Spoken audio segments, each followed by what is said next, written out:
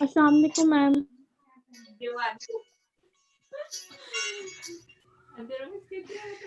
अस्सलाम वालेकुम बेटा, क्या हाल है आप सबका?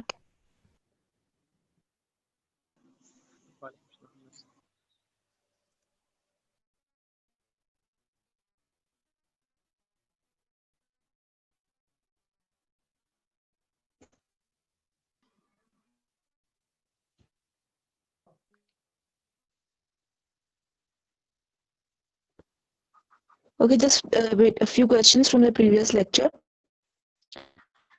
Anybody can tell me कि यूइंग sarcoma का मेन जो सेल होता है जो malignancy कॉज करता है वो होता कौन सा सेल है? What is the type of the cell?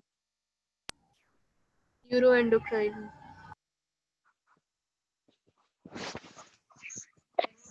Anybody can tell me यूइंग sarcoma में बेटा कौन सा सेल होता है? What is the type of that cell? Mishkat Fatima जी बेटा, न्यूरोएंडोक्राइन सेल्स होते हैं। न्यूरोएंडोक्राइन सेल्स भी। और मल्टीपल माइलोमा में कौन से सेल्स होते हैं? मैम प्लाज्मा मल्टीपल माइलोमा में कौन से सेल्स होते हैं जो कि ओवरक्राउड कर रहे होते हैं? नहीं, मल्टीपल माइलोमा में वो तो यूविंग में हो गए ना। Plasma cells. जी बेटा Sadia, very good. Plasma cells होते हैं जो कि बीटा लिम्फोसाइट्स बना रहे होते हैं, साइज ज्यादा हो जाता है। जी, क्रैब फाइंडिंग्स क्या होती हैं? मल्टीपल सी और ए बी के नाम से निमोनिक बनाया था, तो क्या थी वो फाइंडिंग्स जो मल्टीपल माइलोमा में? Anybody can tell me what are the crab findings in multiple myeloma? Ma'am उसमें सी से जो थी वो कैल्शियम की एलिवेशन थी, और जी। आर से रीनल इम्पेयरमेंट थी, ए से अनीमिया, और बी से बोन की पेन या very good Nurul and Kaisar, bone की पेन एंड लिटिक लीजन्स जो आपको बोन में नजर आते हैं। लास्ट क्वेश्चन ये कि जैसे मैंने आपको सेकेंडरी बोन ट्यूमर्स के बारे में बताया था, वो ट्यूमर्स होते हैं जो दूसरे ऑर्गन से मेटास्टेसाइज होके आते हैं। उसके अंदर कौन सा बोन ट्यूमर है जो कि बोन्स, उसमें से कौन सा ऐसा ट्यूमर है जो कि बोन्स में ब्लास्टिक लीजन्स करवाता है इंस्टेड ऑफ लिटिक? कौन सा ऐसा ट्यूमर है? Prostate. Very good. Prostatic cancers जो होते हैं, very good, prostatic cancers bone में सेकेंडरीली जो मेटास्टेसिस करवाते हैं वो ब्लास्टिक लीजन्स होते हैं। आज का हमारा टॉपिक है deformities off shoulder and upper limb. जैसे हमने पहले स्पाइन की डिफॉर्मिटीज पढ़ी थी, उसमें हमने टॉर्टिकोलिस, काइफोसिस, लॉर्डोसिस, फ्लैटबैक सिंड्रोम पढ़ा। आज हम शोल्डर एंड अपर लिम्ब के डिफॉर्मिटीज पढ़ेंगे, जिसमें स्प्रेंगल्स shoulder, Dupuytren's contracture, cubitus varus and cubitus valgus. Cubitus varus और cubitus valgus का तो ऑलरेडी आप लोगों को पता है ना। valgus और varus डिफॉर्मिटीज क्या होता है, और valgus में abnormally away from the body होता है, ठीक है। स्प्रेंगल शोल्डर एक ऐसी कंडीशन होती है, it is a rare congenital anomaly. Can somebody tell me what are anomalies? Ma'am congenital structural deformity होती है। शाबाश। जो बाय बर्थ डिफेक्ट के तौर पे मौजूद होती है वो स्ट्रक्चरल भी हो सकती है और फंक्शनल भी हो सकती हैं। तो स्प्रेंगल शोल्डर एक कंजेनिटल है, लेकिन हम इसको डिफॉर्मिटी में भी क्यों देख रहे हैं? क्योंकि डिफॉर्मिटी का क्या मतलब था? Structural deviation from the normal, and it can be either congenital or acquired. That is why Sprengel shoulder एक डिफॉर्मिटी भी है क्योंकि ये स्ट्रक्चरल है, दूसरा अनोमली भी है क्योंकि ये कंजेनिटल है, ठीक है। Interruption of normal caudal migration of the scapula and is characterized by elevation and medial rotation of the scapula. तो प्रॉब्लम किस में आती है? नॉर्मल कॉर्डल माइग्रेशन में। जो आपका स्कैपुला होता है ना बेटा, आपको यहाँ पे आपको पता है स्कैपुला पड़े होते हैं, तो ये स्कैपुला बेसिकली जो नेक होती है ना, वहां से अराइज करके कॉर्डली माइग्रेट करता है और अपनी पोजीशन में थोरेसिक कैविटी के पास आके लग जाता है। तो इनिशियली वो यहाँ पे बनता है सर्वाइकल एरिया में, मतलब गर्दन के एरिया में, फिर कॉर्डली डाउनवर्ड माइग्रेट करता है। कॉर्डल और क्रेनियल टर्म्स का मतलब तो पता होगा आप लोगों को। क्रेनियल मतलब अपवर्ड और कॉर्डल मतलब डाउनवर्ड। तो इनिशियली जो स्कैपुला है वो बनता इधर है सर्वाइकल एरिया में, लेकिन वो जब डिफरेंशिएट होता है तो कॉर्डल माइग्रेशन करता है और वो अपनी नॉर्मल पोजीशन में शोल्डर के नीचे और थोरेसिक कैविटी के बाहर पड़ा होता है। तो प्रॉब्लम किस में आती है? इसी नॉर्मल कॉर्डल माइग्रेशन की फ्रीक्वेंसी अगर देखी जाए तो मोस्ट कॉमनली जिसे कहते हैं, ये एक मोस्ट कॉमन कंजेनिटल मैलफॉर्मेशन है शोल्डर गर्डल एरिया में।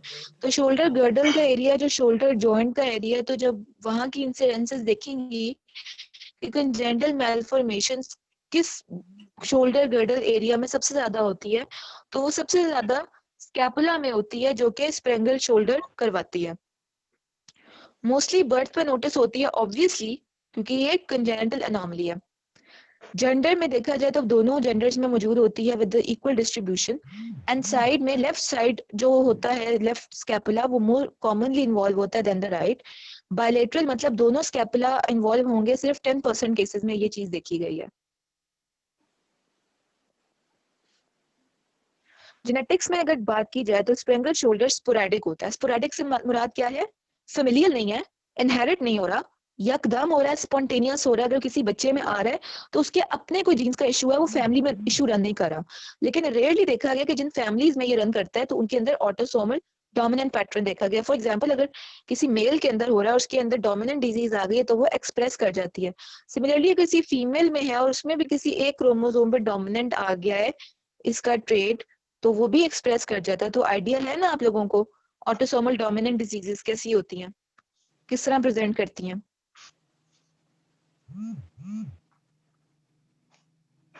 वो बोले नहीं पता तो मैं उसे फर्दर एक्सप्लेन करूं। मैम कर दे एक्सप्लेन एक बार। ये मैं बात कह रही हूँ यहाँ पे ये कि आइदर जिसे कहते हैं स्प्रेंगल शोल्डर स्पोरैडिक होगा। स्पोरैडिक से मुराद क्या है कि फैमिलीज में रन नहीं कर रहा। जो डिजीजेस होती हैं या तो स्पोरैडिक होती हैं या फेमिलियल होती है। स्पोरैडिक मतलब एकदम बाय बर्थ प्रेजेंट करती हैं, फैमिलीज में रन नहीं करती। और फेमिलियल से मुराद ये कि फैमिलीज में डिजीज एक रन कर रही है कि वो फादर को था, उसके ग्रैंडफादर को था और उसके भी फादर को था। तो स्पेंगल शोल्डर उसने कहा है कि यूजुअली स्पोरैडिक होता है, लेकिन रेयरली अगर ये फैमिलीज में रन कर रहा है तो वो ऑटोसोमल डोमिनेंट पैटर्न को फॉलो करता है। अब समझ आ गई? Yes, ma'am. Yes ma'am. Ma'am kindly embryology अगर देखें स्पेंगल शोल्डर की, जी मैम आपकी कह रही आवाज में ना थोड़ी सी जी, आपकी आवाज में आज थोड़ी डिस्टोर्शन हो रही है। अभी भी हो रही है बेटा? अब थोड़ी मैम, ये बेहतर कभी है, कभी लेकिन होती है। पहले हो रही है। बीच में बात करते हैं ना तो बीच में कभी थोड़ी सी वो हो जाती है। चलो मैम बेटा कभी आप ना आपकी मुझे आप मुझे मेंशन कर देना, ठीक है, जब भी आपको मैम ठीक है। प्रॉब्लम फील हो। बार बार हो रहा है मैम, कभी आपकी आवाज बिल्कुल स्लो हो जाती है कि पता नहीं चलता, और कभी एकदम पूरी लाइन गुजर जाती है तो समझ नहीं आती। एक्चुअली बेटा इस वक्त इशू है कि मैं ना मोबाइल इंटरनेट यूज कर रही हूँ। हमारा अभी यहाँ पे इलेक्ट्रिसिटी गई है तो I am not on wifi right now, so probably that's the issue. लेकिन अभी तो वैसे मेरे एंड से स्मूथली चल रहा है। आपको कोई भी इशू आप मुझे बीच में रोक देना, ठीक है? मैम अब ठीक हो गया, अब जितनी आपने बात की अब ठीक है। नेक्स्ट होगा तो आपको बता देंगे। ठीक है। एम्ब्रियोलॉजिकली अगर देखा जाए स्प्रेंगल शोल्डर को, तो मैंने जैसे कि पहले बताया कि जो स्कैपुला होता है वो सर्वाइकल अपेंडेज है। सर्वाइकल अपेंडेज से क्या मुराद? जो आपका गर्दन का एरिया उसको सर्वाइकल एरिया कहते हैं। तो इनिशियली जो स्कैपुला होता है वो गर्दन से अराइज करता है और नीचे की तरफ ट्रेवल करता है इनटू द नॉर्मल पोजीशन जहां पे स्कैपुला का होना चाहिए, आउटसाइड द थोरेसिक कैविटी। तो the scapula is a cervical appendage that normally differentiates opposite which vertebrae। तो गर्दन में वर्टेब्री हैं C4, 5 और 6 के ऑपोजिट ये अपेंडेज अराइज करता है स्कैपुला का, जो कि यहाँ पे इनिशियली बनता है और फिर नीचे की तरफ ट्रेवल करता है। It normally descends to the thorax by the end of the 3rd month of the intrauterine life। तो by the end of the 3rd month, जो बेबी का जेस्टेशनल पीरियड जब 3rd मंथ पे होता है, तब वो नॉर्मल जो है स्कैपुला अपनी पोजीशन में आ जाता है थोरेसिक कैविटी के बाहर या थोरेक्स के एरिया में। इंटरप्शन जब इस नॉर्मल कॉर्डल माइग्रेशन की जब स्कैपुला ने सर्वाइकल एरिया से नीचे मूव करना है, प्रॉब्लम इसमें आती है। तो इसमें कोई इंटरप्शन हो जाए तो वो रिजल्ट करता है हाइपोप्लास्टिक मतलब के साइज में छोटा, और एलिवेटेड स्कैपुला मतलब अपनी जगह से वो ऊपर मौजूद होता है, which is known as the Sprengel deformity, जैसे कि आपको शुरू वाली डायग्राम में दिखाएगी। ये देख रहे हो, हायर देन नॉर्मल है, ये वाला नॉर्मल है, ये वाला स्प्रेंगल शोल्डर है, ठीक है। तो नॉर्मल पोजीशन से वो ऊपर उठा हुआ है स्कैपुला।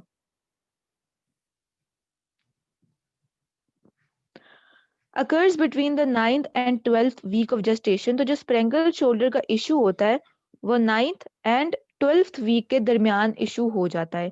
इस दौरान जब इशू होता है तब स्प्रेंगल शोल्डर का प्रॉब्लम आ सकता है, जब इस पीरियड के दौरान कॉर्डल माइग्रेशन ना हो। बिकॉज जब हमने पढ़ा कि जो 3rd मंथ के एंड के ऊपर स्कैपुला ने अपनी नॉर्मल पोजीशन में आ जाना है, और 3 मंथ्स का मतलब क्या है, 3 into 4 12 वीक्स के एंड के ऊपर, ठीक है। 12 वीक के एंड के ऊपर आपका जो स्कैपुला अपनी नॉर्मल पोजीशन में आ जाता है, कॉर्डली माइग्रेट करके। इसका मतलब है 12 वीक्स से पहले कोई इशू आएगा ना, जिसकी वजह से scapula higher than normal elevation पे होगा और स्प्रेंगल शोल्डर की डिफॉर्मिटी होगी। सो प्रॉब्लम फिर 9 to 12 वीक में अकर करती है, जिसकी वजह से स्प्रेंगल शोल्डर हो जाता है। पिछली जो बात बताई थी ये वाली, वो ये बात बताई है कि vertebrae at the 5th week of gestation जिसे कहते हैं, उस वक्त ये अराइज करता है, वहां पे अराइज 5th वीक पे करेगा, और 3rd मंथ या 12th वीक पे ये नॉर्मली अपने कॉर्डल माइग्रेशन कर जाता है। तो अराइज करता है ये 5th वीक पे जो अपेंडेज, और कॉर्डली माइग्रेट करके नॉर्मल जो उसकी पोजीशन है थोरेसिक कैविटी के बाहर, वो 3rd मंथ या 12th वीक पे हो जाती है। तो इसका मतलब है 12 वीक से पहले ही कोई इशू आएगा जिसकी वजह से स्प्रेंगल शोल्डर होगा। An arrest in the development of bone, cartilage and muscle also occurs in case of sprangle shoulder. Trapezius, rhomboid और levator scapulae muscle may be absent or hypoplastic because ये जो muscles होते हैं अपने direct attachment ले रहे होते हैं scapula से। तो scapula obviously अगर hypoplastic होगा तो क्या होगा, उसके जो अटैच्ड मसल्स हैं उनकी भी हाइपोप्लास्टिसिटी होगी। हाइपोप्लास्टिक का मतलब क्या है, साइज में छोटे होना। हाइपरप्लास्टिक का मतलब है साइज में बड़े होना, ठीक है। तो हाइपोप्लास्टिक हो जाएंगे या कंप्लीटली एब्सेंट भी हो सकते हैं। सेरेटस एंटीरियर मसल में be weak leading to winging of the scapula. Serratus anterior भी एक मसल होता है जो कि स्कैपुला से अटैच होगा, और इसकी वीकनेस की वजह से क्या होता है, विंगिंग ऑफ स्कैपुला होती है। हमने जब क्लिनिकली किसी बंदे में असेस करना होता है ना कि इसकी सेरेटस इंटीरियर प्रॉपर है कि नहीं, तो हम कहते हैं कि जी वॉल को पुश करो, और पीछे से हम चेक करते हैं उसका स्कैपुला विंग आउट तो नहीं हो रहा। अगर उसके किसी एक स्कैपुला की विंगिंग हो रही है, बाहर की तरफ विंग आउट हो रहा है, तो उसका मतलब यह है कि उसके उस साइड का जो सेरेटस इंटीरियर मसल है उसका इश्यू, या उसकी जो नर्व उसको स्पाइल सप्लाई कर रही है उसका इश्यू है, ठीक है। तो सेरेटस इंटीरियर भी चूंकि स्कैपुला से डायरेक्टली अटैचमेंट्स लेता है तो उसमें भी इशू आएगा। और उसके अलावा जो दूसरे बड़े मसल्स होते हैं like pec major, latissimus dorsi and sternocleidomastoid, ये भी चूंकि अपनी कुछ टेंडेंस स्कैपुला से ले रहे होते हैं और सर्वाइकल एरिया से ही इनका एक जैसे कहते हैं मुंसलिक होते हैं, तो इनमें भी इश्यूज आ सकते हैं।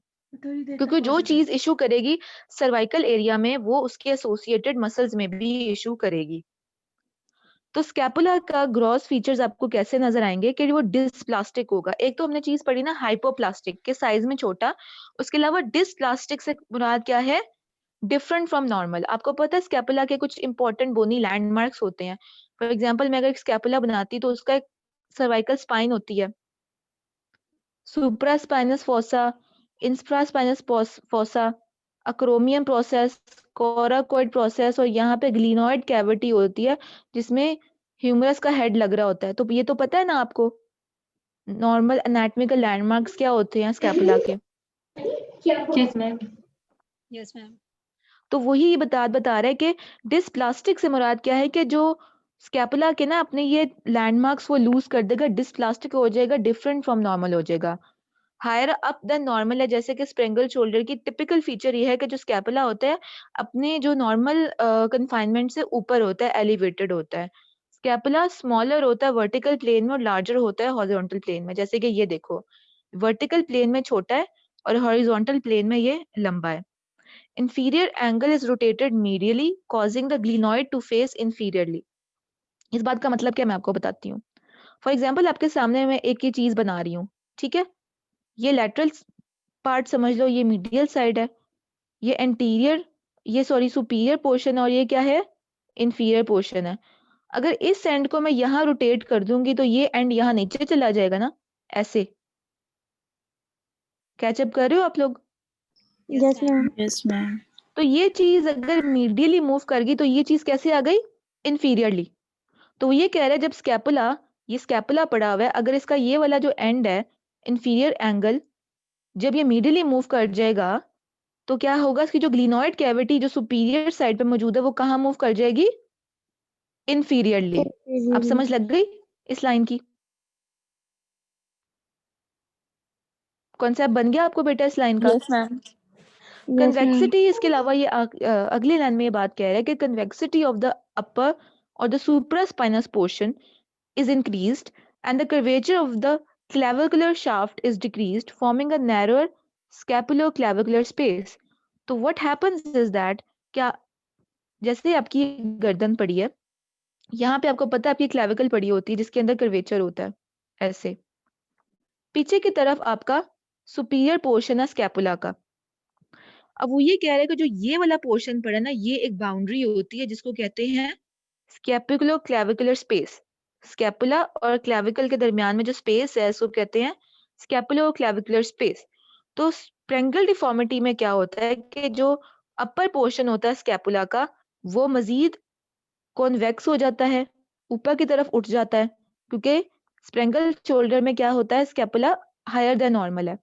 इसके अलावा जो क्लेविकल की शाफ्ट है ये अपना नॉर्मल कर्वेचर लूज कर देती है और ये शाफ्ट का कर्वेचर डिक्रीज होकर ये मजीद, ये इसकी भी कन्वेक्सिटी आएगी. तो आप नोट करें कि स्कैपुलो क्लेविकुलर जो स्पेस है इसका एरिया छोटा हो गया जब इसकी कन्वेक्सिटी इंक्रीज की और इसका भी कर्वेचर खत्म हो गया.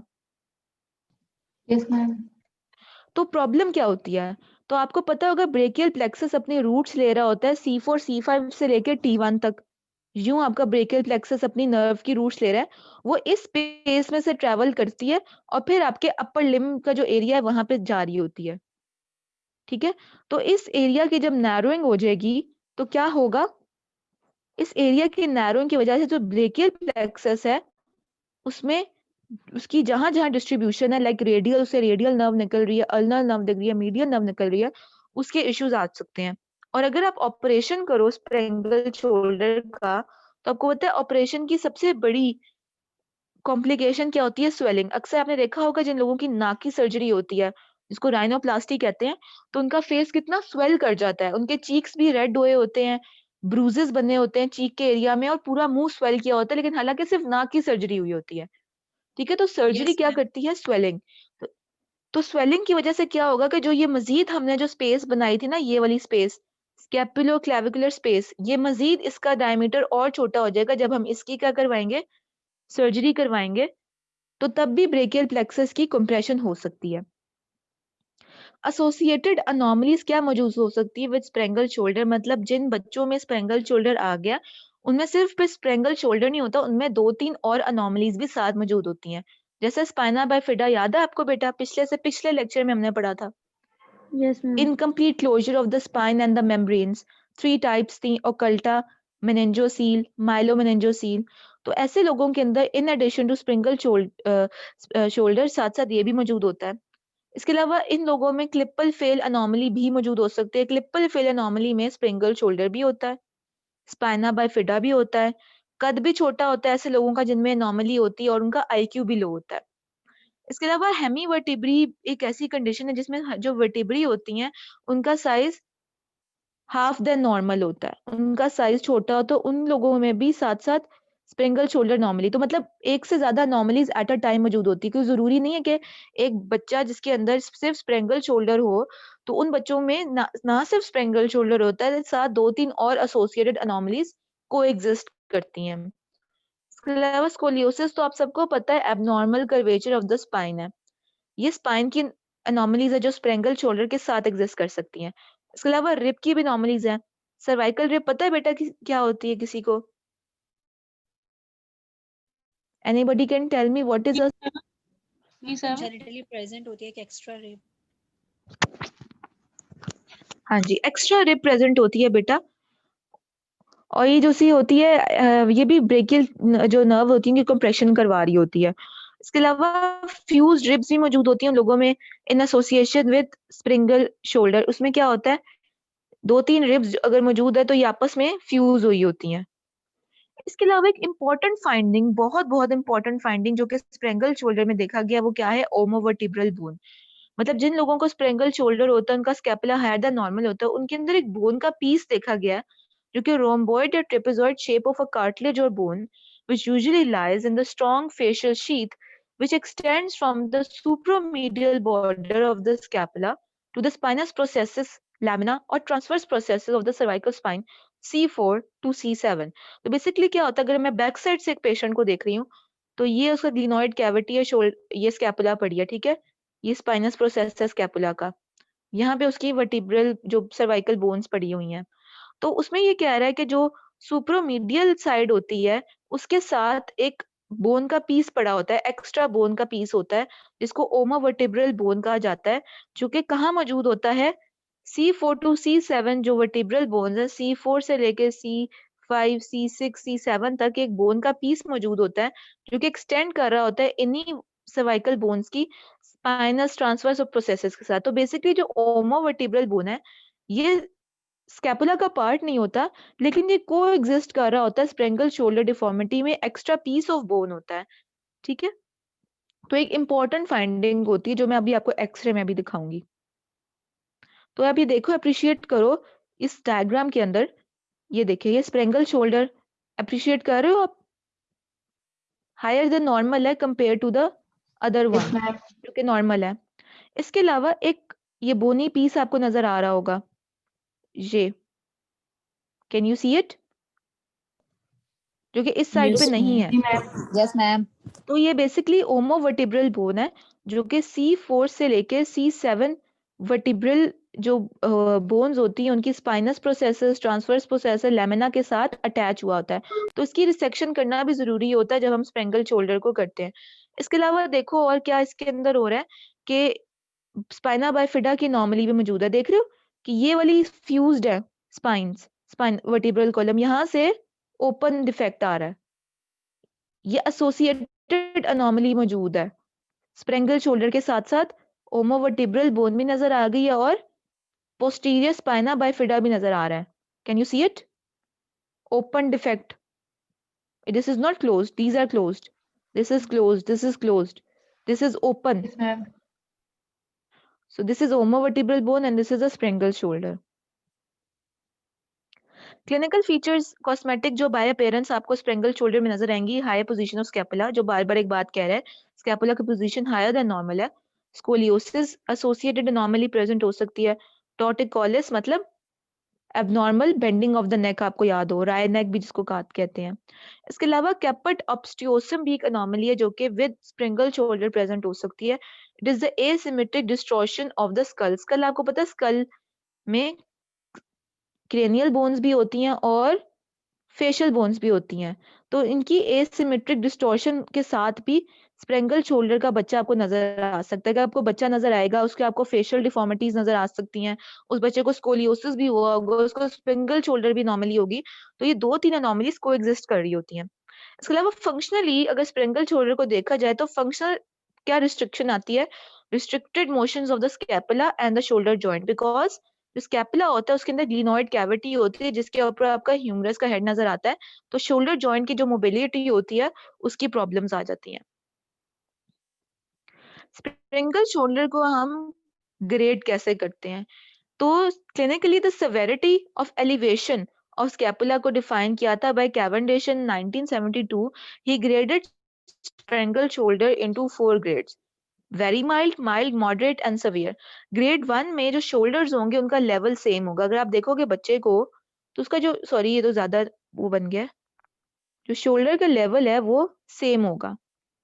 And deformity is invisible when the patient is dress. अगर पेशेंट ने कपड़े पहने होंगे तो अगर कोई, जिसे कहते हैं, आपको पता ही नहीं चलेगा कि पेशेंट को कोई इश्यू है भी कि नहीं, जब तक आप उसको पैल्पेट करके फील नहीं कर लेते कि उसकी वाकई ही एक शोल्डर की साइड जो वो लंप है वो एक साइड से ऊपर हुआ हुआ है स्कैपुला के कि नहीं, क्योंकि स्कैपुला की बोनी लैंडमार्क्स होती हैं जो आप बाहर से स्किनी लोगों के अंदर आपको फील हो जाती है स्कैपुला की स्पाइन, तो वहां से भी आप फील कर सकते हो। शोल्डर का लेवल बेशक सेम होगा लेकिन बोनी लैंडमार्क सेम नहीं होंगी, लेकिन वो जब तक आप पैल्पेशन नहीं करोगे आपको वो फील नहीं होंगी। तो जब पेशेंट ड्रेस्ड होगा आपको पेशेंट बज़ाहिर नॉर्मल नजर आएगा ग्रेड 1 में।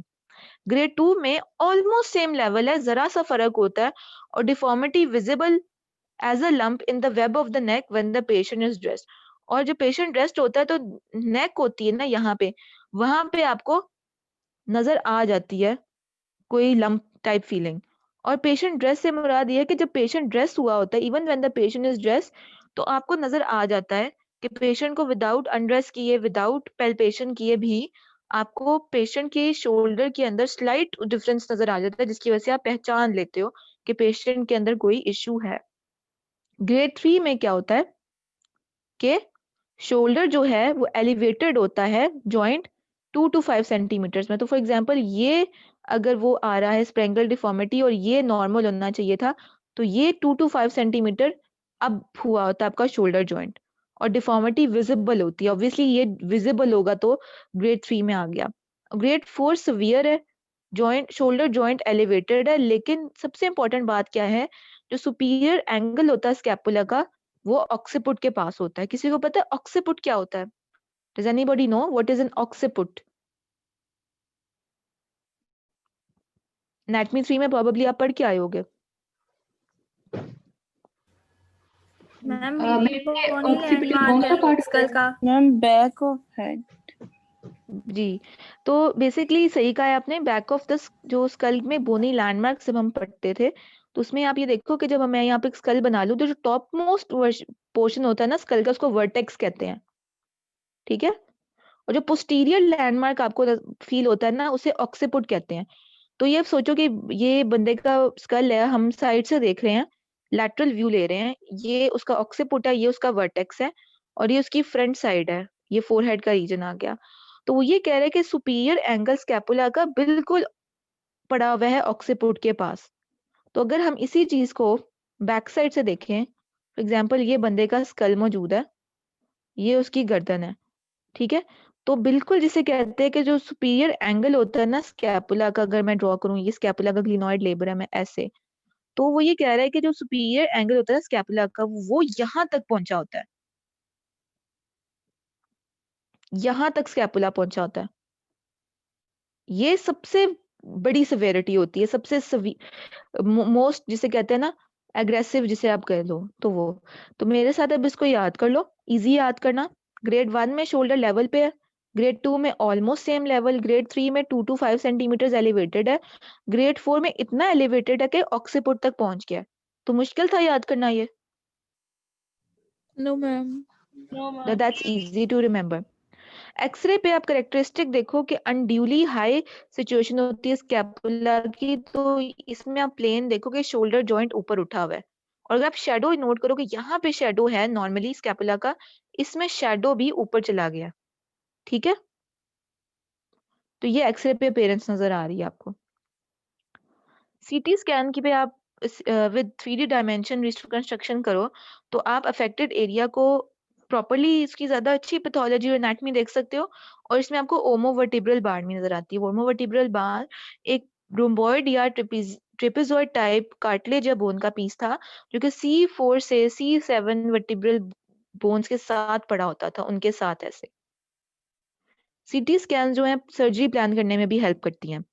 सर्जिकल ट्रीटमेंट में हम क्या फैक्टर्स असेस करते हैं कि सिवियरिटी कितनी है डिफॉर्मिटी की, उसका ग्रेड क्या है, उसमें फंक्शनल इम्पेयरमेंट कितनी हुई है, फंक्शन कितना अफेक्ट हुआ है शोल्डर जॉइंट का, एज क्या है और क्या कोई एग्जिस्टिंग कोमोर्बिडिटी है। सर्जरी बेस्ट 3 to 8 ईयर्स में की जाती है क्योंकि उस दौरान ऑसिफिकेशन सेंटर्स कंप्लीट नहीं हुए होते और बोन को मैनिपुलेट करना आसान है।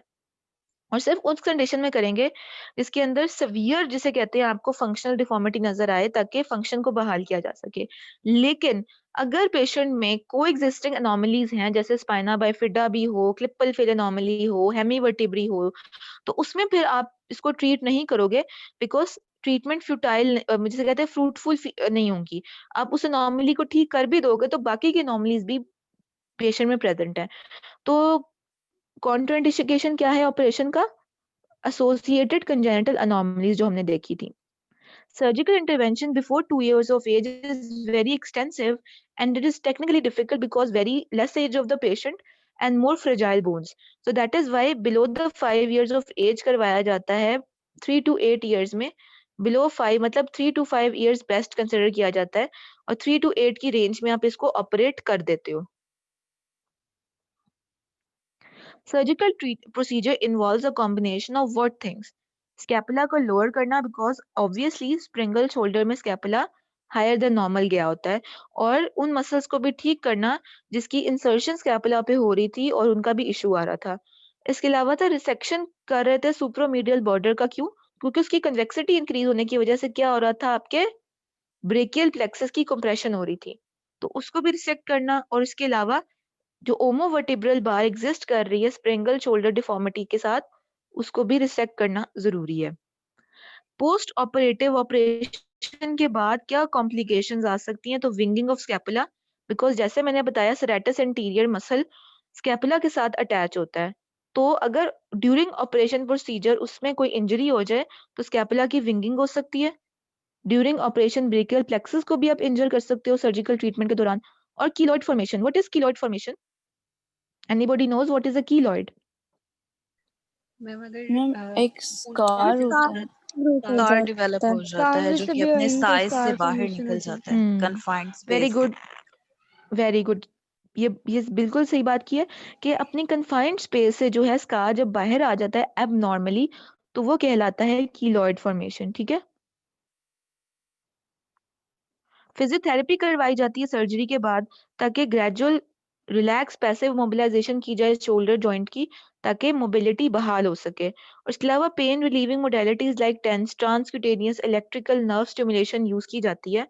ये इसमें क्या होता है कि इसमें आप पैचेस लगाते हो और उन पैचेस के थ्रू इलेक्ट्रिक करंट जाता है स्किन में और पेन रिलीव होती है। इसके अलावा इन्फ्रेंशियल थेरेपी भी एक ट्रीटमेंट है जिसमें सिमिलरली आप सॉफ्ट टिश्यूज में इलेक्ट्रिक इम्पल्सेस डाल के पेन को रिलीव करते हो। और हाइड्रोकुलेटर पैक्स आपको पता है ना, जेल पैड्स है जिनको आप फ्रीजर में रख देते हो और फिर जहाँ पे आपको पेन होती है उस एरिया में आप लगा के पेन को रिलीव करते हो। You would know about it, hydrocollator packs क्या होते हैं। Yes ma'am. And they can be used to induce relaxation. Special attention is given to achieve early mobility of the scapula and shoulder abduction and elevation. तो स्प्रेंगल shoulder में सबसे main जो mobility effect हो रही होती है वो कौन सी हो रही होती है?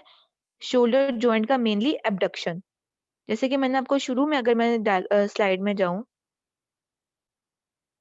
अगर आप देखें, ये देख रहे हैं आप बच्चे की इस साइड की स्प्रेंगल शोल्डर है वो उसी साइड पे कंप्लीटली एबडक्ट नहीं कर पा रहा, लेकिन नॉर्मल साइड पे कंप्लीट ओवरहेड एबडक्शन हो रही है। Can you appreciate it?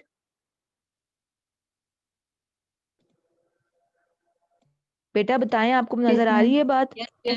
Affected side है वहां पे एबडक्शन प्रॉपर नहीं हो रही है, जबकि नॉर्मल साइड पे उसने ओवरहेड एबडक्शन कर दी है। तो आपने बेसिकली एबडक्शन का जो प्रोसेस है वो खराब हुआ होता है, उसको आपने ठीक करना होता है। नेक्स्ट जो टॉपिक है वो है Dupuytren's contracture. Dupuytren's contracture is a proliferative fibroplasia of the subcutaneous palmar tissue occurring in the form of nodule secondary progressive irreversible joints। आपको पता है आपका ये, अगर मैं यहाँ पे अपना रफली हैंड बनाऊं तो आपके पाम होता है यहाँ पे, इस पाम के अंदर क्या होता है? प्रोग्रेसिव फाइब्रोप्लेजिया होता है, इसकी उसमें नोड्यूल्स और कॉर्ड्स बन जाते हैं जो कि ओवरलैंग स्किन की कॉन्ट्रैक्शन करवा रहे होते हैं और वो इन टर्न क्या करवाते हैं? फिंगर जॉइंट्स की भी कॉन्ट्रैक्शन करवा देते हैं। जैसे कि ये आपने देखा होगा अक्सर लोगों में इस तरह की जो एक रिंग फिंगर होती है वो फ्लेक्स्ड होती है, उन्होंने जान के नहीं की होती है, उनमें कॉन्ट्रैक्चर होता है। कभी देखे आपने ऐसे लोग? रिंग फिंगर की जो है वो फ्लेक्शन हुई होती है, कॉन्ट्रैक्चर बना होता है। ये जो ये डिफॉर्मिटी नजर आ रही है। Have you ever seen this kind of people? Yes ma'am. Yes ma'am. तो वो रिंग फिंगर ना एबनॉर्मली कॉन्ट्रैक्टेड होती है, लिटिल फिंगर भी साथ साथ उसके साथ एबनॉर्मली कॉन्ट्रैक्टेड हो सकती है। और ये वजह क्या होती है? इनिशियली ये अराइज करता है पामर एरिया से। आप इसमें अप्रिशिएट करें, ये देखें एक सेकेंड, ये नोड्यूल बना हुआ है यहाँ पे। नोड्यूल बनता है पामर एरिया में फाइब्रोसिस की वजह से, वो कॉर्ड्स बनने, फिर ये कॉन्ट्रैक्ट जो नोड्यूलर एरिया से कॉर्ड्स होते हैं ये ट्रैवल कर जाते हैं फिंगर में, और ये ओवरलैंग सिंक को कॉन्ट्रैक्ट करके क्या होता है कि जो फिंगर होती है जॉइंट, वो उसमें एबनॉर्मल कॉन्ट्रैक्चर आ जाता है जो कि लीड कर देता है इस चीज की तरफ। ठीक है। अदर चेंजेस जो इन डुपर टायरेंस कॉन्ट्रैक्चर हो जाते हैं other than abnormal flexion contracture, इसमें ओवरलैंग सबक्यूटेनियस फैट की thinning, adhesion of to the skin हो जाती है इस नोड्यूल की, और लेटर पिटिंग और डिम्पलिंग ऑफ द स्किन भी हो सकती है। एपिडेमियोलॉजी देखी जाए तो एज में इंसिडेंस जो है वो एज के साथ बढ़ता है चांस होने का। ये पीक 40 to 60 इयर्स में, मेल्स में मोर कॉमन है than females, white Caucasian races में ज्यादा देखा गया है, और नॉट यूरोपियन डिसेंट के जो लोग होते हैं उनमें भी ज्यादा देखा गया है। जेनेटिक अनक्लियर है लेकिन ऑटोसोमल डोमिनेंट पैटर्न होता है फेमिलियल इनहेरिटेंस का। इसके अलावा कुछ डिजीजेस के साथ भी ये अकर करती है, जैसे मैंने खुद जो CLD या क्रॉनिक लिवर डिजीज के लोग होते हैं उनके अंदर ड्यूपन टायरेंस कॉन्ट्रैक्चर बन जाता है।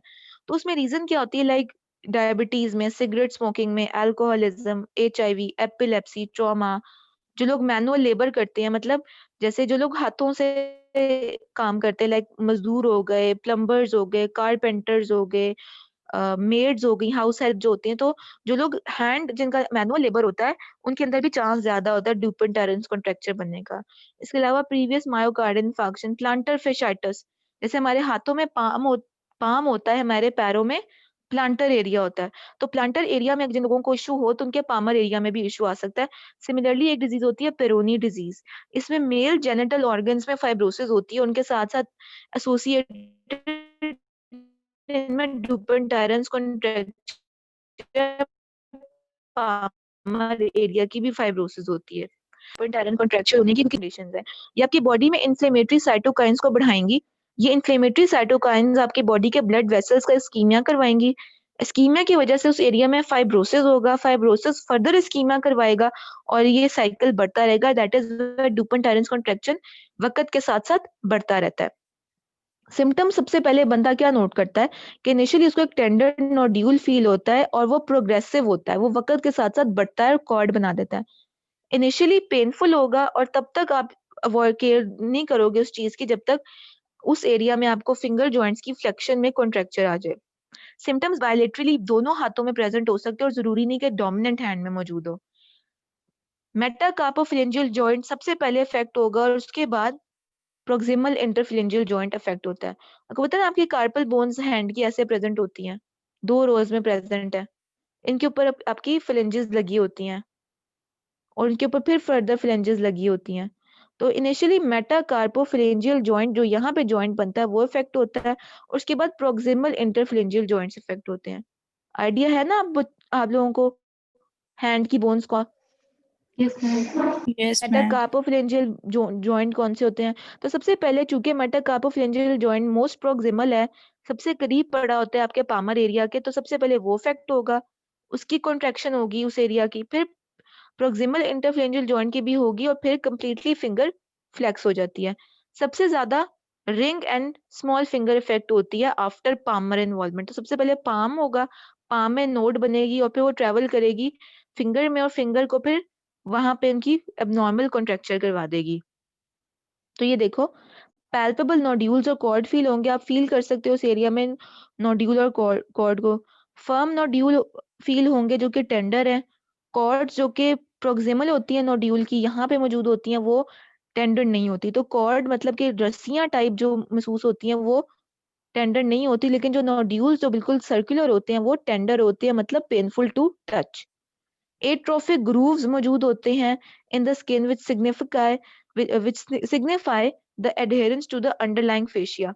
तो आप ये देख रहे हो कि इसको आप देखो, ये ग्रूव बना हुआ है, ये भी ग्रूव बना हुआ है।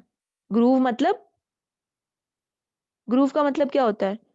डिप्रेशन। डेंट पड़ा होना है, डेंट पड़े हुए हैं, नहीं डेंट पड़ जाता है, जैसे गाड़ी पे डेंट पड़ जाता है, उसी तरह Yes, ma'am. कॉन्ट्रैक्चर की वजह से डेंट पड़ा हुआ है। डेंट शो क्या करता है कि जो नोड्यूल है उसने ओवरलैंग स्किन और अंडरलाइंग फेशिया को उसने एडहेयर कर लिया है, और जैसे जैसे नोड्यूल कॉन्ट्रैक्ट कर रहा है उसने अपने साथ साथ स्किन को भी कॉन्ट्रैक्ट करना शुरू कर दिया है। इसके अलावा एट्रोफिक ग्रूव्स ऑफ पिट्स, वो मैंने बता दिया, एंड टेंडर नकल pads over the dorsal aspect of the PIP joint. Knuckles आपको पता ना अब क्या होते हैं? नकल Yes, जो बोनी प्रोमिनेंसेस होती है Yes, ma'am. प्रॉक्सिमल, तो वहाँ वो अगर पेनफुल होनी शुरू हो जाएंगी तो वो इंडिकेट करती है कि डिजीज अब बहुत एग्रेसिव हो गई है। ग्रेडिंग करेंगे इसकी कैसे, कि ग्रेड 1 में सिर्फ पाम के ऊपर नोड्यूल बनना है, ये देख रहे हो नोड्यूल,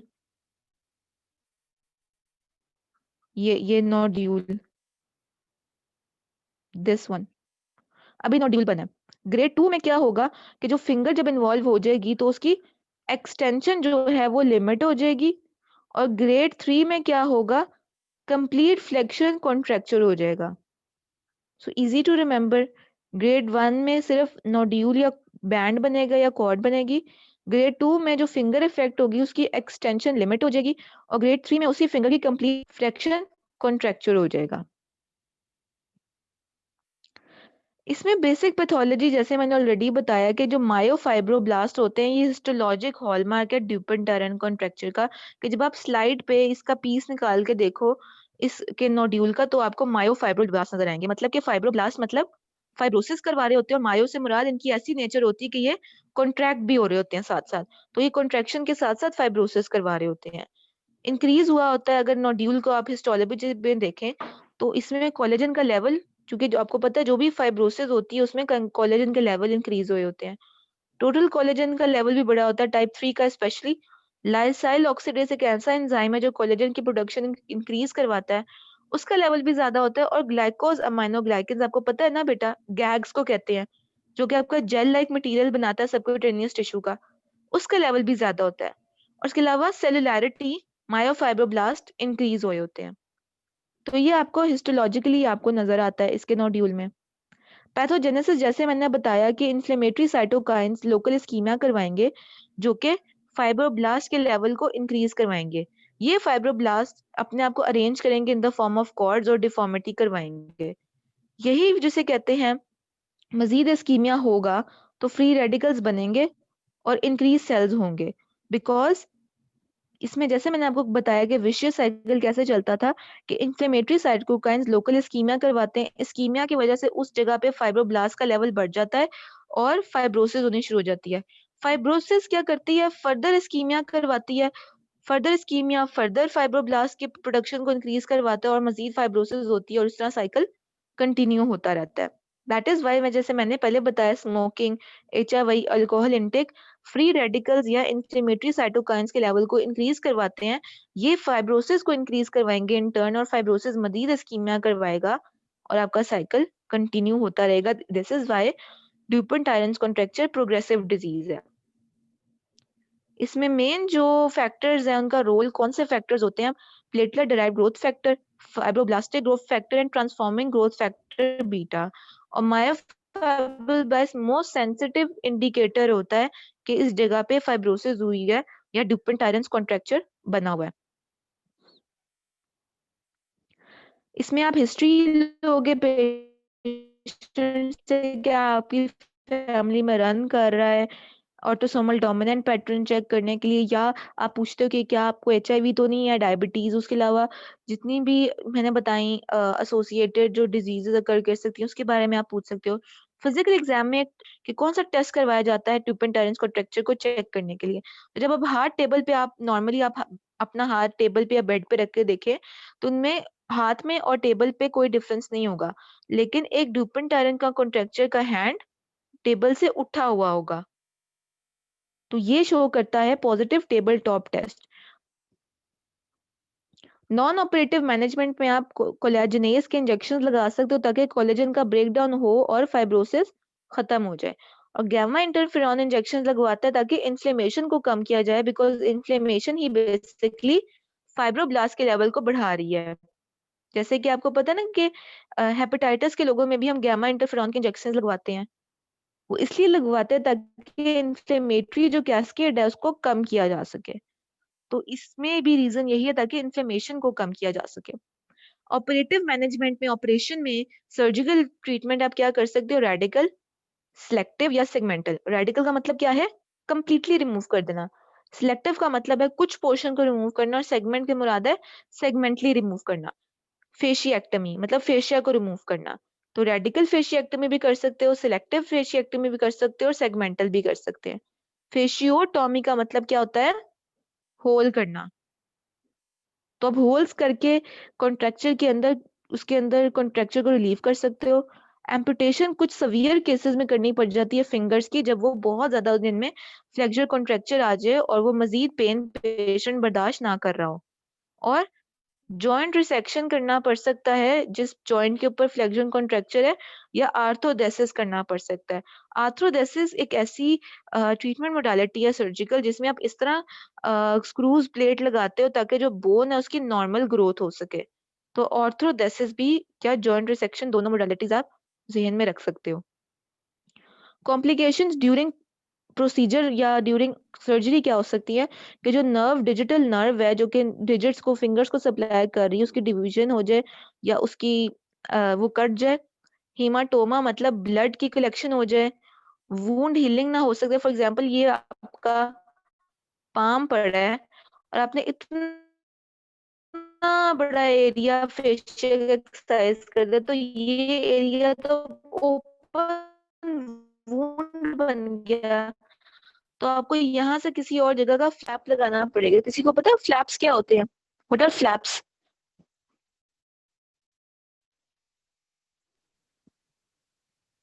फ्लैप के बॉडी का ही कोई जो मसल है वो anybody know resect what are? करके लगा देना। एग्जैक्टली बेटा, दो किस्मों की हम लोग कर सकते हैं। एक चीज होती है ग्राफ्ट और एक चीज होती है फ्लैप। तो प्लास्टिक सर्जरी में यूजुअली बर्न के पेशेंट्स में भी जिनकी बहुत ज्यादा स्किन की बर्न होती है तो उनमें फ्लैप, तो फ्लैप वो टिश्यू का वो होता है पीस जो ट्रांसप्लांट होता है, जो अपनी ब्लड वेसल खुद कैरी करता है। ठीक है, तो फ्लैप आप लगा सकते हो उस एरिया में जब आपने इतना बड़ा कॉन्ट्रैक्चर जिसे कहते हैं फेशिया एक्सरसाइज कर दिया, तो ये जगह ओपन हो गई है, यहाँ पे कोई स्किन नहीं है, कोई फेशियल नहीं है, तो आप थाई के एरिया में यूजुअली हम लोग हार्वेस्ट करते हैं फ्लैप, वहां से आप फ्लैप काट के इधर लगा सकते हो ताकि वूंड को कवर किया जा सके। वैस्कुलर कॉम्प्रोमाइज हो सकता है डिजिट का। पोस्ट ऑपरेटिवली पेशेंट कंप्लायंस पे डिपेंड करता है कि अपनी वूंड का कितना साफ सुथराई का ख्याल रखे। और अगर आप सर्जिकल ट्रीटमेंट कर भी दो तो रिकरेंस का चांस 63% तक है कि दोबारा भी ये चीज हो जाएगी। Now will talk about very easy cubitus varus and cubitus valgus. ठीक है, तो क्यूबिटस वेरस का मतलब क्या होता है? जैसे वेरस और वेल्गस डिफॉर्मिटीज हमने लेक्चर में पढ़ी भी थी। वेरस में limb toward the body move करता है और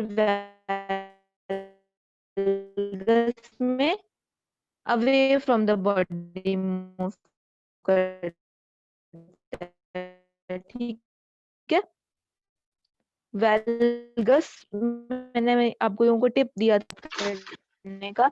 वेल्गस में एल आते एल का मैम आपकी आवाज नहीं आ रही है। मतलब लैटरल।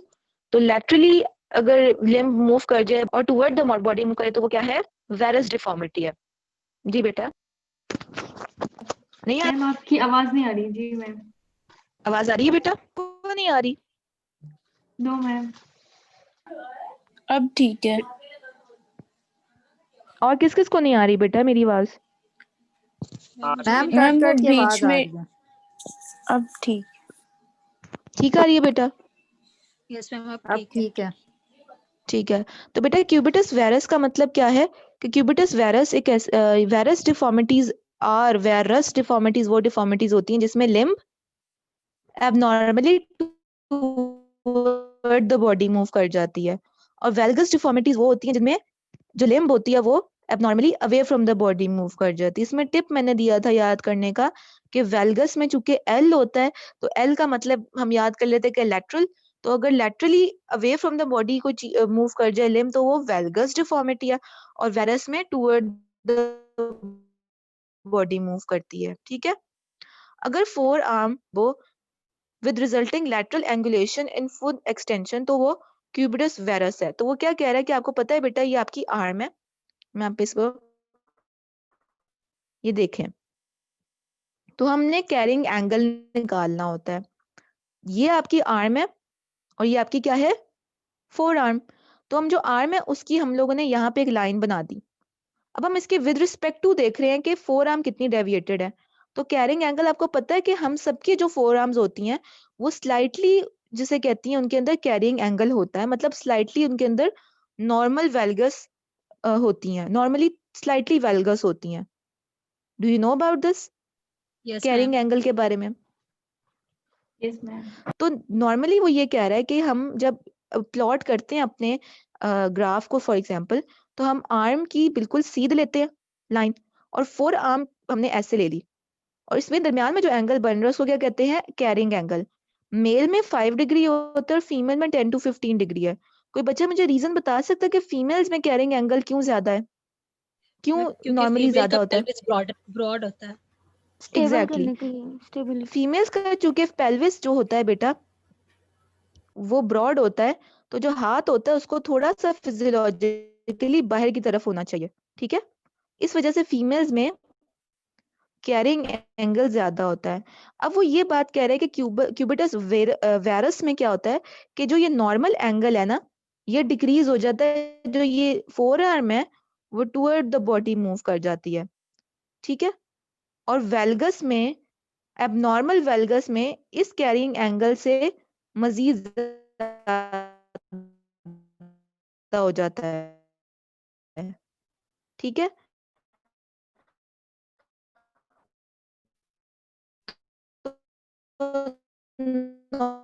नॉर्मली हम सब में क्या है, थोड़ा बहुत वेल्गस है।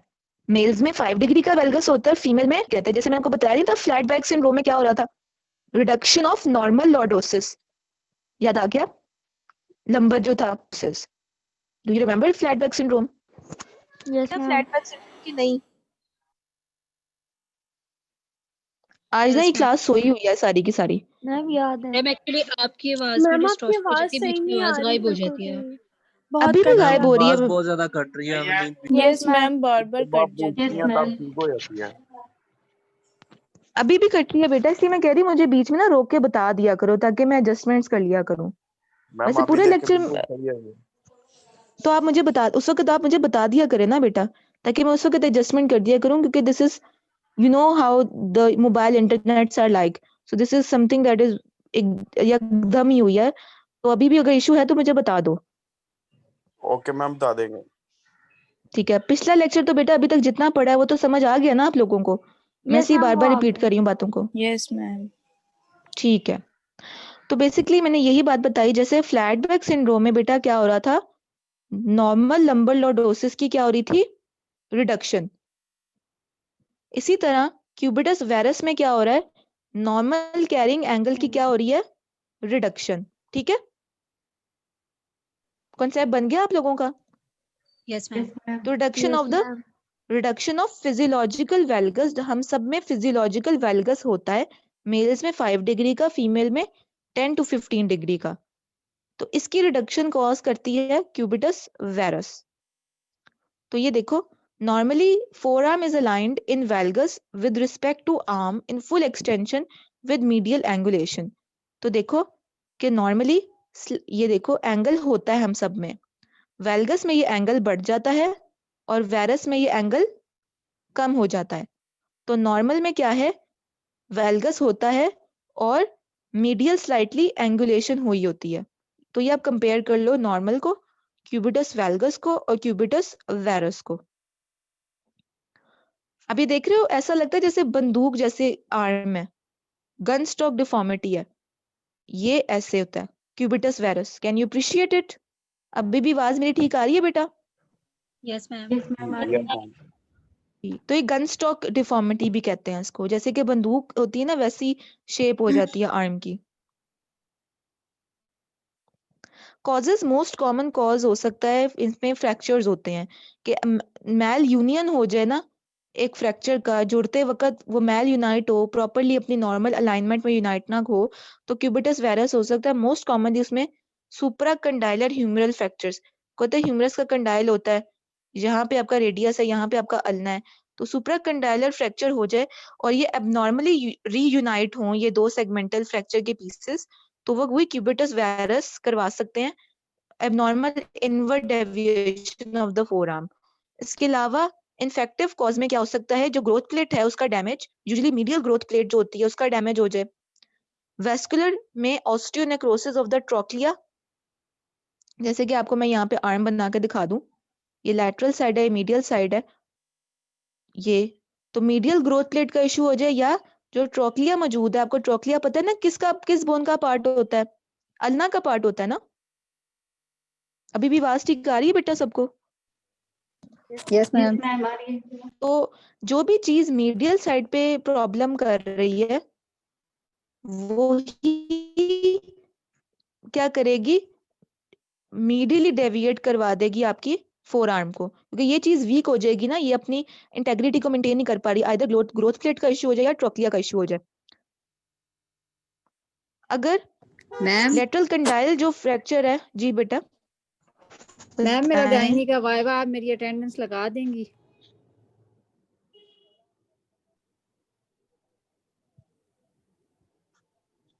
Hafiza shift, yes ma'am. ठीक है बेटा लग जाएगी। मैम मैं लीव कर दूं? लीव कर दो, लेकिन ये सिर्फ अभी आपके लिए मैंने यहाँ पे किया, ठीक है ओके। इसके अलावा ट्रोमैटिक में अगर जो लेटरल कंडाइल है ह्यूमरस का उसका भी फ्रैक्चर हो जाए, तो इसमें क्या होगा, इसके फ्रैक्चर के पीस के उतरने की वजह से क्या होगा, क्योंकि जो एक चीज पढ़ी हमने मैल यूनियन, एक ग्रोथ प्लेट का मसला आ जाए या ट्रोक्लिया का, अगर इस चीज की जिसे कहते हैं इंटेग्रिटी लूज हो जाएगी, तो तब भी क्या होगा, इनवर्ट मूव करेगा, बिकॉज यहाँ पे जो मसल्स की अटैचमेंट थी वो नॉर्मल कैरिंग एंगल को मेंटेन करने में हेल्प नहीं कर सकेगी, बिकॉज लेटरल कंडाइल का फ्रैक्चर होगा। इसके अलावा नियोप्लास्टिक में सेकेंडरी टू एक्सोस्टोसिस भी हो सकता है in the distal lateral humerus. Exostosis याद है बेटा किस बोन के ट्यूमर का दूसरा नाम है, पिछले लेक्चर में बताया था मैंने? ऑस्टियोकॉन्ड्रोमा। वेरी गुड खंसा शफीक, ये ऑस्टियोकॉन्ड्रोमा का दूसरा नाम होता है एक्सोस्टोसिस। और इसके अलावा कंजेनिटल भी क्यूबिटस वायरस एग्जिस्ट कर सकता है। इसकी भी हम डिग्रीज निकालते हैं, जैसे हमने पहले भी ग्रेडिंग्स की डिफरेंट, जो भी हमने पहले टूपेंटाइरस कोनेटस प्रेग्नेंस शोल्डर, इससे ना क्यूबिटस वायरस की भी ग्रेड्स होते हैं। सबसे पहला ग्रेड क्या होगा, जिसमें नॉर्मल फिजियोलॉजिकल वेलगस खत्म हो जाएगा, reduction of normal carrying angle. Grade 2 में 0 to 10 डिग्री का वायरस हो, इसको ऐसे एक्सप्लेन करती हूँ कि जैसे आर्म है और ये हल्का सा मैं कैरिंग एंगल बना दिया फोर आर्म का, तो ग्रेड 1 में क्या होगा कि ये कैरिंग एंगल खत्म हो जाएगा, आर्म बिल्कुल सीधी हो जाएगी। ग्रेड 2 में क्या होगा, वायरस हो जाएगा, ये मूव करेगी इतनी और डिग्री 10 डिग्री। ग्रेड 3 में मजीद ये इस तरह हो जाएगी और ग्रेड डिग्री बढ़ जाएगी 11 to 10, और ग्रेड 4 में मजीद ये हो जाएगी और बेंड कर जाएगी और ग्रेड बढ़ जाएगा। तो समझ आ गई किस तरह वायरस की डिग्री बढ़ रही है। ये आर्म बनाई, ये नॉर्मल कैरिंग एंगल बनाया, ग्रेड 1 में ये नॉर्मल कैरिंग एंगल लॉस हो जाएगा और आर्म स्ट्रेट।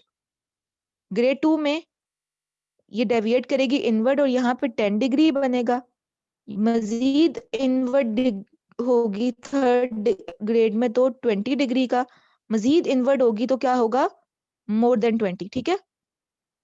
तो इसमें आपने याद कर लो 0 to 10, 20 एंड मोर देन 20, तो this is easy to remember. History आप ले सकते हो, इसमें हिस्ट्री में आप पूछ सकते हो वो सारी causes, infective, traumatic, neoplastic causes. Physical exam करोगे पेशेंट का, चेक करोगे उसका कैरिंग एंगल कितना कम हुआ है, और एक्सरे करवा के एपी और लैटरल व्यू से भी आपको एंगल का पता चल जाएगा। Cubitus varus deformity has no tendency for spontaneous correction but always has to be corrected. तो इसमें ट्रीटमेंट मोडेलिटीज आप क्या यूज कर सकते हो कि आप ऑब्जर्व कर सकते हो कि जो अगर फ्रैक्चर हुआ था सुप्रा कंडाइलर ह्यूमरल फ्रैक्चर, वो खुद ही रीमॉडल हो जाए, क्यूबिटस वायरस को ठीक हो जाए। दूसरी चीज आप कर सकते हो कि हेमी एपिफिजियोडेसिस एंड ग्रोथ ऑल्ट्रेशन करवा सकते हो।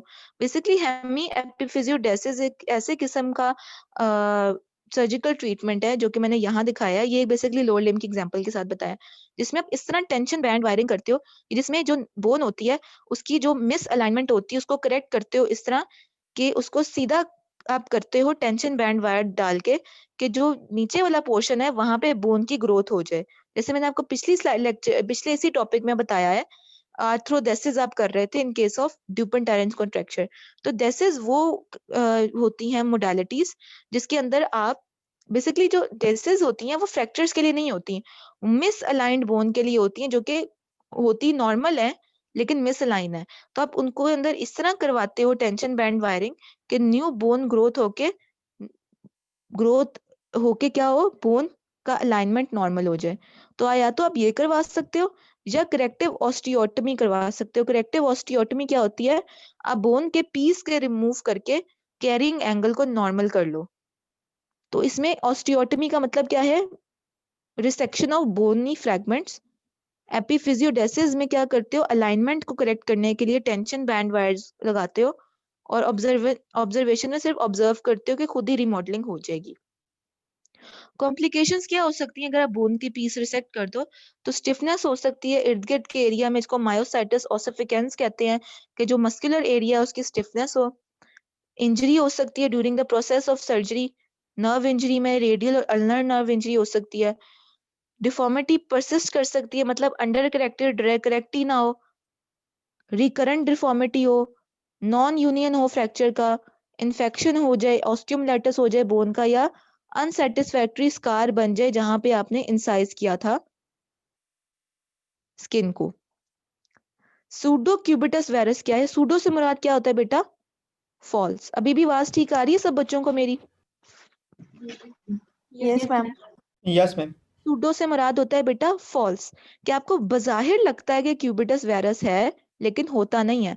वो इस तरह होता है कि लैटरल स्पर बन जाता है lateral condyle of the humerus पे due to fracture which leads to elevation of the periosteum, newborn formation leads to lateral bulge with a normal carrying angle। तो होता ये है कि ये आर्म है और ये स्लाइटली मैं यहाँ पे ना कैरिंग एंगल बना रही हूँ। तो होता ये है कि एक बंदा है, उसकी ये पड़ी है, ये उसका लैटरल कंडाइल है, ये मीडियल है। लैटरल कंडाइल पे ना एक बोनी स्पर बन जाता है, तो आपके ना आर्म ऐसे मौजूद होती है। तो आपको ऐसा लगता है कि इस चीज के बाहर निकलने की वजह से आपको लगता है ये चीज अंदर चली गई है, जबकि ये चीज नॉर्मल एंगल पे है। इस चीज के बाहर निकलने की वजह से इंप्रेशन जाता है कि क्यूबिटस वायरस है, जबकि ऐसा नहीं होता। तो समझ लग गई कि क्यों सूडो क्यूबिटस वायरस नजर आता है इस तरह। लैटरल कंडाइन पे बोनी स्पर बनने की वजह से ये चीज उभर जाती है, जिसकी वजह से आपको लगता है कि ये चीज अंदर को लग गई चली गई है। ये बज़ाहिर आपको लग रहा होता है लेकिन असल में एंगल नॉर्मल होता है। So is it clear to everybody? Yes ma'am.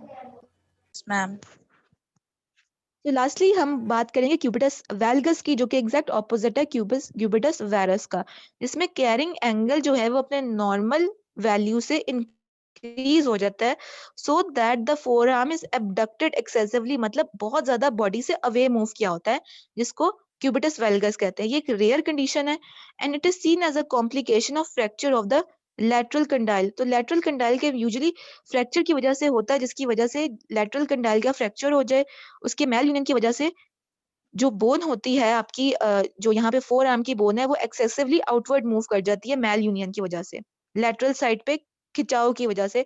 Mail union में क्या होगा कि एक्सेसिव मेल यूनियन की वजह से जो एंगल आपका, ये फॉर एग्जांपल ह्यूमरस समझ लो, और यहाँ पे आपका अल्ना, ये आपका रेडियस पड़ा है, तो इस एरिया में डैमेज की वजह से क्या होगा कि अगर यहाँ पे मेल यूनियन होगी, फिक्स हो जाएगी बोन, तो ये एरिया बाहर की तरफ मजीद मूव कर सकता है अगर लैटरल कंडाइल का फ्रैक्चर है ह्यूमरस का, एंगल इंक्रीज हो जाएगा।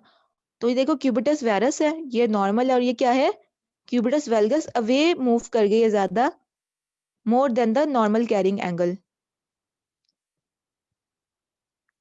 कॉजेज हो सकती हैं previous fracture of the lower end of the humerus of capitulum, जो कि कैपिटुलम आपको पता है कि क्या होता है, ह्यूमरस का वो पार्ट होता है जो कि आर्टिकुलेट कर रहा होता है विद द ट्रोक्लिया, जैसे वो लिवर और पुली की तरह नहीं होता, ये आपका कैपिटुलम ह्यूमरस का ऐसे मौजूद होता है और इसके ऊपर आपकी ट्रोक्लिया की वो नॉच पड़ी होती है, जिसके ऊपर बैक एंड फोर्थ आपका एल्बो जॉइंट मूव करता है। आइडिया है ना इस चीज का बेटा?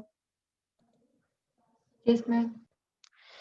इसके अलावा कॉज क्या हो सकती है? जैसे सिमिलरली हमने जैसे क्यूबिटस वायरस में पढ़ा था, ग्रोथ प्लेट का इशू हो जाए, इंजरी हो जाए, इन्फेक्शन हो जाए, फ्रैक्चर हो जाए, तो सिमिलरली जो कॉजेज वायरस की थी सिमिलर कॉजेज वेल्गस में भी हैं। इसके अलावा टर्नर सिंड्रोम के बारे में पता है किसी बच्चे को कि वो क्या होता है? टर्नर सिंड्रोम पढ़ा होगा डेफिनेटली बायोकेमिस्ट्री 2 में। मैम मोनोसोमी है ये। मैम जी बेटा। 45 क्रोमोसोम्स होते हैं उसमें। हाँ जी, और क्लिनिकल फीचर्स में क्या नजर आता है आपको? बज़ाहिर पेशेंट कैसा नजर आता है? मैम शॉर्ट हाइटेड होते हैं ये। मैम वेब शॉर्ट नेक स्टेचर होती होता है है, वेब मैम। नेक। एग्जैक्टली जी जी बिल्कुल। तो छोटा कद होता है, वेब नेक होती है इनकी, ब्रॉड चेस्ट स्पैन होता है इनका, और इसके अलावा इनके अंदर हार्ट डिफेक्ट्स होते हैं, और इनके अंदर क्यूबिटस वेल्गस डिफॉर्मिटी भी देखी गई है। क्लिनिकल फीचर्स में एक तो विजिबल फीचर्स आपको नजर आएंगे, इसके अलावा वही के मतलब ये एंगल बहुत ज्यादा इंक्रीज हुआ होगा। इसके अलावा एक सेकेंडरी चीज नजर आती है, इसको टार्डी नर्व पाल्सी कहते हैं। टार्डी नर्व पाल्सी क्या होती है मैं आपको बताती हूँ।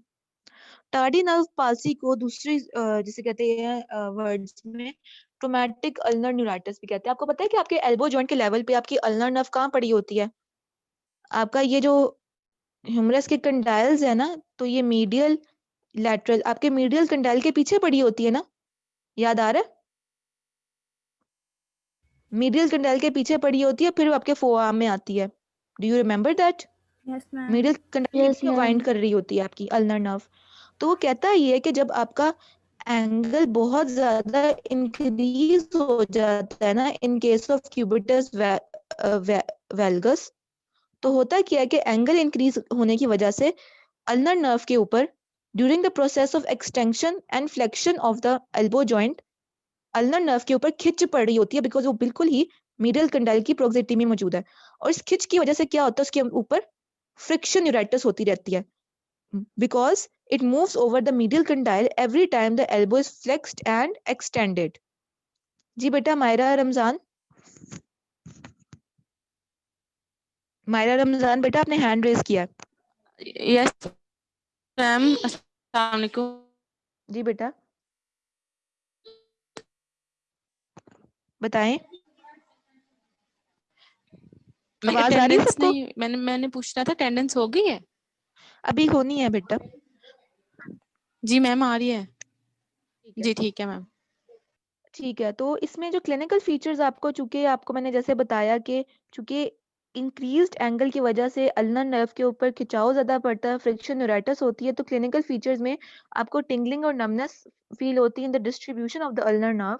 और अगर कंप्लीट लीजन हो जाए, इस हद तक न्यूराइटिस हो जाए कि कंप्लीटली लीजन हो जाए अल्नर नर्व का, तो जो आपके intrinsic muscles of the hand में जहां जहां अल्नर नर्व सप्लाई करती है, वहां वहां आपको सिम्टम्स फील होंगे। आपको पता है आपकी अल्नर नर्व हाथ में किस पोर्शन में सप्लाई करती है?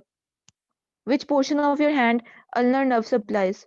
हमारी जो लिटिल फिंगर है और रिंग फिंगर का जो मीडियल हाफ साइड होती है उसको करती है। जी, लिटिल फिंगर और रिंग फिंगर की medial half side, exactly, very good. तो उसको ये सप्लाई करी होती है और आपको प्रॉब्लम भी वहां पे ही महसूस होगा। ट्रीटमेंट में माइल्ड डिफॉर्मिटी में ट्रीटमेंट करने की जरूरत नहीं पड़ती है। अगर मॉडरेट टू सीवियर है तो उसमें मीडियल क्लोज्ड वेज ऑस्टियोटमी, मतलब आप इस तरीके से बोन निकालोगे ताकि कैरिंग एंगल जो एक्सेसिव हुआ था वो कम हो जाए। तो एक वेज आप बोन का निकाल देते हो ताकि जो कैरिंग एंगल एक्सेसिव बना हुआ था, बहुत ज्यादा एक्सेसिव, वो नॉर्मल की तरफ वापस आ जाए। तो इस तरीके से आपने बोन को रिसेक्ट करना है। बहुत कॉम्प्लिकेटेड प्रोसीजर्स होते हैं, बड़ा इसमें चैप्टर्स पे chapters, closed wedge, open wedge, triangular wedge, trapezoid type का वेज, तो ये तो बहुत ज्यादा एक डीप स्टडी है। उसमें ये याद करो कि आपने इस तरह रिसेक्ट करना है बोनी पोर्शन को ताकि कैरिंग एंगल जो एक्सेसिव मोर देन नॉर्मल था वो नॉर्मल की तरफ वापस आ जाए। और टार्डी नर्व पाल्सी में आप क्या करोगे? एंटीरियर ट्रांसपोजिशन कर दोगे अल्नर नर्व की। एंटीरियर ट्रांसपोजिशन क्यों कर रहे हैं बताए कोई समझदार बच्चा? एंटीरियरली क्यों? क्योंकि मैम इसकी फ्रिक्शन हो रही थी ना। एग्जैक्टली और हमने इसको एंटीरियरली क्यों ट्रांसपोजिट करना है? क्योंकि ये मीडियल कंडाइल के पीछे मौजूद था ना बेटा। मीडियल कंडाइल के पीछे होने की वजह से उसके ऊपर एक्सेसिव फ्रिक्शन पड़ रही थी during the process of extension and flexion. तो हम क्या करेंगे, उठा के अल्नर नर्व को एंटीरियरली ट्रांसपोजिशन कर देंगे, उसको आगे रख देंगे ताकि उसके ऊपर मीडियल कंडाइल की वजह से फ्रिक्शन ना हो। ठीक है, कॉन्सेप्ट बन गया इसका।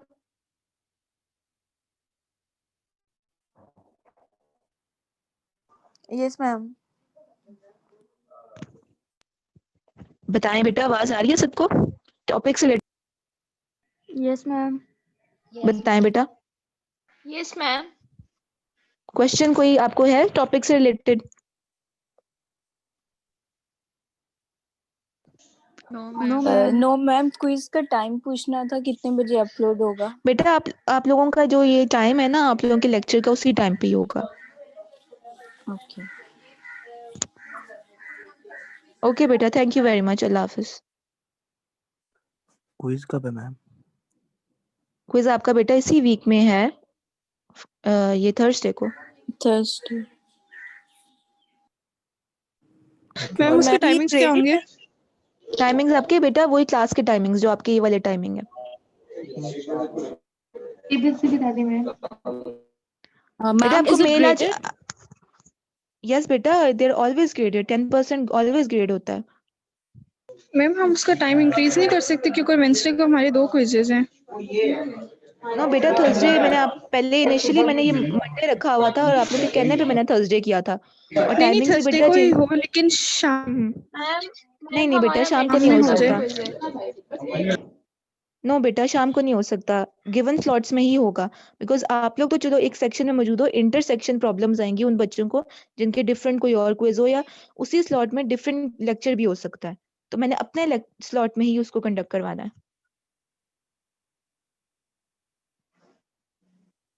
इस तरह इश्यूज नहीं आते हैं दूसरे स्लॉट्स के अंदर। मैम थोड़ा काइंडली टाइम ओके थोड़ा सा मैम। इंक्रीज कर दीजिएगा। बेटा आपको ना अभी मेल आ जाएगी, आज ही आपको मेल आ जाएगी। टाइम इंक्रीज से मुराद कि आप चाह रहे हो मैं शाम के वक्त लूँ, तो वो पॉसिबल नहीं है बेटा, स्लॉट में ही होगा, स्लॉट चेंज नहीं हो सकती है। हमें जो स्लॉट्स अलाउ की गई हैं फ्रॉम द डिपार्टमेंट, हमने उसी स्लॉट में लेक्चर लेना होता है, उसी स्लॉट में हमने एग्जाम्स कंडक्ट करने होते हैं। बिकॉज ओके उसमें मैम। भी क्लैशेस आ जाते हैं, इशू ये क्लैशेस आ जाते हैं। मुझे कोई, जब मैं आप लोगों के डेट्स आगे पीछे कर सकती हूँ तो मेरे लिए तो कोई इशू नहीं है, मैं तो चाहती हूँ मेरे स्टूडेंट्स को ईज हो। लेकिन इशू हमारे एंड से होता है कि दूसरे फैकल्टी मेंबर्स हमसे ये शिकायत करते हैं कि क्लैशेस आते हैं, तो आपने जो काम करना है अपने स्लॉट में करना है। ठीक है बेटा, इस तरह ना उनको प्रॉब्लम होगी ना मुझे होगी। मैम वो अपलोड कितने टाइम तक रहेगा? 12:30 to 1:45? No, beta. It is according to the number of MCQs.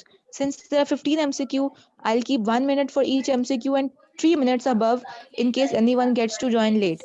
So it will be for 15 to 20 minutes only. वो अपलोडेड रहेगा वहां पे। मैम थोड़ा सा टाइम ज्यादा कर दें, कनेक्टिविटी इशू के बेसिस पे अगर हो मैम ऐसा करें ना कि हम अगर क्विज खोलें तो वो 20 मिनट्स के लिए ही खुले, लेकिन आप 1 घंटे का मार्जिन दे दें कि 1 घंटे के अंदर अंदर ही हम खोल दें उसको। बेटा इश्यूज के अंदर ये आता है कि बेटा उसमें फिर अकाउंटेबिलिटी बहुत खराब हो जाती है हमारे पास, कि एक जो स्टूडेंट है वो पहले पेपर अगर उसने दे दिया है तो ठीक है, उसी घंटे के अंदर, घंटे में आप देखो 20+20+23 पार्ट्स एंड 20 मिनट्स के, तो अगर एक ने 20 मिनट्स में शुरू में खोल के पेपर दे दिया तो उसको तो सारे एमसीक्यूज पता चल गए।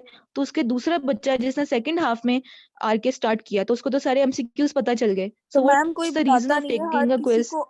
हर किसी को अपने मार्क्स की पड़ी होती है, बताता कोई भी नहीं है कि ये बेटा आंसर आप अच्छे पढ़ने वाले, आप अच्छे पढ़ने वाले हो इसलिए आप उस तरह नहीं 20 सोचते to हो, but I 25 go minutes through करते हैं स्टूडेंट्स। या हाफ और मैम पता वो है क्या मैं बात ठीक है बेटा, मैं कंसिडर कर लूंगी इस वाली ऑप्शन को। ठीक है ओके मैम, असल में बात पता है क्या है, देखिए अगर आप हमें 20 मिनट्स जी भी जी देंगे ना तो चीटिंग के ऑप्शंस हर किसी के पास बहुत डिफरेंट डिफरेंट तरीकों से people can cheat, but the thing is हम लोगों का ये है कि हम लोग but in that because way ma'am हम लोगों का इंटरनेट इन का दैट कभी वे इशू हो बेटा क्या जाता है होता है कि मैं बिल्कुल आपकी बात से एग्री करती हूँ, लेकिन इशू ये है कि मैंने प्रोपेंसिटी को तो कम करना है। Obviously this is something that will not show 100% accountability, but I can reduce the level of it. ठीक है, तो लेवल कैसे रिड्यूस होगा? टाइम लिमिट देके, अगर घंटे तक आप एक चीज को ओपन रखो और वो चीज हो ही 15-20 मिनट की, तो इसमें तो मल्टीपल टाइम्स बचे।